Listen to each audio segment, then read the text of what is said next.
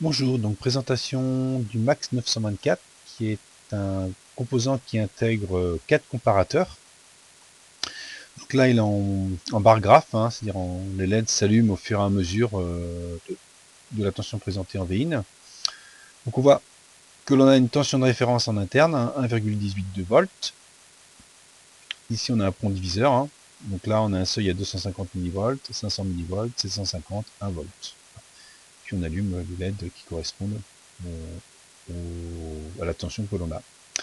Donc en simulation, voilà ce que ça nous donne. Donc là, j'ai mes 4 comparateurs qui sont dans le même boîtier, mes 4 LED de niveau, donc pour mon diviseur, ma tension de référence ici. Et là, j'ai mis R1, R2 à 10K, hein, après ça peut être 100K. Donc là, dès qu'on va atteindre, donc le premier seuil, il est à 250 millivolts. Donc là, j'ai la tension ici, hein, qui est indiquée là. On peut regarder là.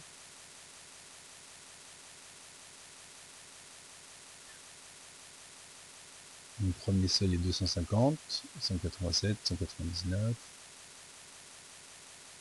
Voilà, donc là on a 262 millivolts, donc la première LED s'allume.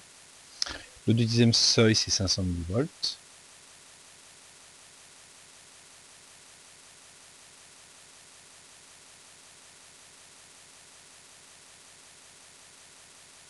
Voilà. Le troisième seuil 750 millivolts.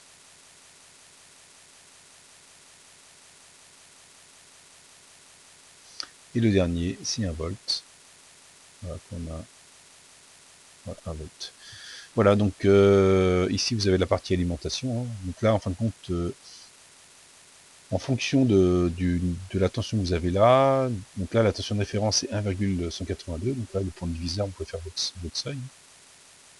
Donc, je rappelle que la tension que vous avez là, c'est 250K fois 1,182 divisé par la somme des résistances. Donc la tension que vous avez là, c'est celle-ci plus celle-ci divisé par la somme des résistances fois 1,182. C'est le pont diviseur, hein, de tension.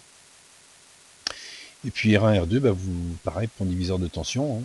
Donc là, on a une impédance importante, hein. Donc les valeurs peuvent monter jusqu'à 470K, même l'ordre du mégot, hein. Voilà.